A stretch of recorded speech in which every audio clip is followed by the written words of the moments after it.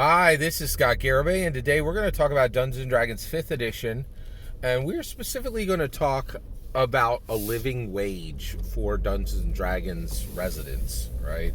Specifically of Faerun, right? So I recently did a video that talked about heroes, right? And the idea that in our post-March 2020 world, the word hero has really changed a lot. One, like police officers, the word hero would just get snapped to a police officer like Lego, even as recently as 2-3 years ago. Now everybody's like, oh, you're a police officer? I don't know. Like that conversation has very much changed, right? Now, also, let's talk about this. People have given the idea that I said that fire people are not heroes. I don't agree with that. Nobody questions that firemen and firewomen are heroes. That never changed. Like, that conversation didn't happen. But the conversation really has very much changed on police officer. And frankly, I think when I was a kid, kids played cops and robbers, and they're like, I'm going to be a cop when I grow up. Now, even kid, like there's conversations happening. Paw Patrol? I don't know if that's appropriate. The conversation has genuinely changed on the police officer job, right? It's like very much changed, right? And the reason why was, tons of police officers did the right thing, but it looks increasingly like a lot of police officers didn't do the right thing, right? And so that entire job, there's a huge conversation on that right now, right? But one of the things that happened is truckers and nurses, right? Now, I include baristas, right? But at minimum, at our cultural level, nobody was after March 2020, everybody's like, oh yeah, nurses, heroes, truckers, heroes. And so the idea of heroes has really, expanded. So I said, and I firmly back this up, baristas are heroes, right? They do physical labor. They literally risk their lives to serve coffee, right? And coffee's not a small thing. It's a human joy that's really important and really critical, right? And so I got a comment down below from a great commenter and somebody I miss, and they said basically, well, if baristas are heroes, they should make a livable wage. Good point, right? And so it prompted this video. So let's talk today about what a livable wage is, right?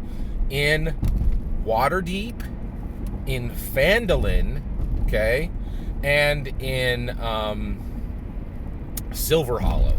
Now, Silver Hollow is, okay, so what is Waterdeep? Waterdeep is a Dungeons & Dragons city, right?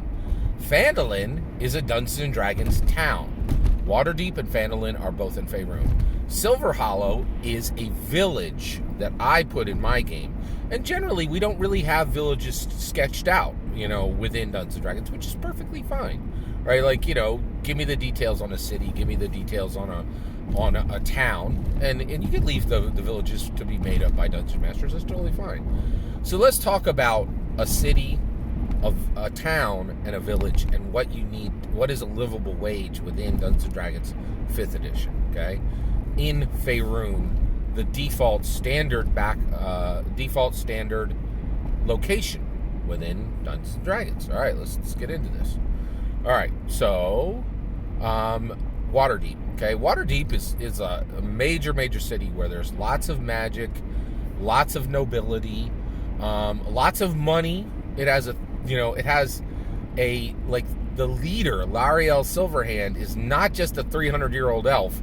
She's literally like the daughter of an elf god, right? There's a ton of power there. You have masked and unmasked lords, and there's a lot of power there, right? I think that within Waterdeep, it's not going to be cheap, all right? You're going to need at minimum. At first I thought you're going to need a gold a day, but I don't think that's enough, right? You need to actually, if you're not nobility, you're going to have to rent, right? So let's talk about somebody who isn't noble, right? In order to rent there, I think you would need 3 gold a day, which means that you need minimum 90 gold, right? I think half of that 45 is going to be spent on just where you live, and then the rest of your 45 is going to be spent getting, ale and food, and the reality is, even at the dives in Waterdeep, it's going to be pretty expensive. So I think minimum livable wage in Waterdeep is 3 gold a day. Okay, how about Phandelin? All right, Phandelin is so basically, in order to stay in Phandelin at the stone, I think it's called the Stone Tavern Inn, the Stonehill Inn. Excuse me, the Stonehill Inn. So basically, if you want to stay there, you'll need 1 gold a day. So you're going to need 30 gold just to make it in Phandelin, right? And then again, about half of that is going to be used just to find a place, and then the other half is going to be used to food, clothing, to get food, clothing, and medical, help, right? There is a shrine there, and actually adventures come and go, so you would be able to get free healing, like if there's a generous cleric, and which would not be uncommon because there's quite a few adventures that travel through Phandelin, right? So I think in Phandelin you would need 1 gold a day, all right? Now, what about Silver Hollow, right? So Silver Hollow, in a village, right? Like, let's say a village between on the western side of the Neverwinter Woods, heading north toward Mount Hope now, right? And a village, you're gonna have and by the way, in Phandelin, legit, you could have 300 people in Phandelin at one time, right? In a village, you might only have 30 people, right? And this is where it gets crazy. So if you're living next to Neverwinter Woods, right, and you're in a village, you're going to be able to chop down trees, and even if anybody claims to own those trees, you're still going to have plenty of time to chop down trees. And the forest itself will produce quite a bit of food, right? Like, so if you're willing to do your own hunting, and you're willing to harvest, berries, and maybe even, and with the Neverwinter Woods and that area around there, you could absolutely plant some materials, right? Like plant some corn, some barley, right? It wouldn't be too hard, right? So with there, I think in Silver Hollow, you could get that cost down to 1 gold per month. Okay, so you would only need 12 gold a year. So let's do the math here. So in Waterdeep, you're going to be getting 90. You would need 90 gold a month, right, to make your living. In Phandelin, you only need 30 gold a month, and then in Silver Hollow, you only need 3 gold. Actually, you only need 1 gold per month, and you could live the entire year on 12 gold because the land is really going to supply for you, right? And so, but again, one of the things is, unlike in Phandelin, you could do your adventuring, you can study magic, you could do all these other things. But if you live in Silver Hollow, all you're doing is just making your sustenance, right? You're working to live, right? And this is interesting. So if you live in Waterdeep, you're working to study magic. You're working to advance your power base. You're working to amuse yourself, entertain yourself, gorge yourself on the beers and the ales and the fine foods, right? So basically, people in cities, and I we look at Dungeons and Dragons, we look at Faerun to see our own lives.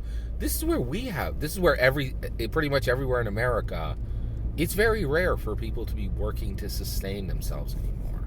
We're all at the level, like in America, you don't see people walking around naked, and you don't see hungry people generally, right? We have literally, if you're in a city, you don't go to the soup line. You pick your soup line. Like almost every, city, and even if you don't, there are the vast majority of, we have defeated hunger in America at the macro level, and there are people who struggle with eating.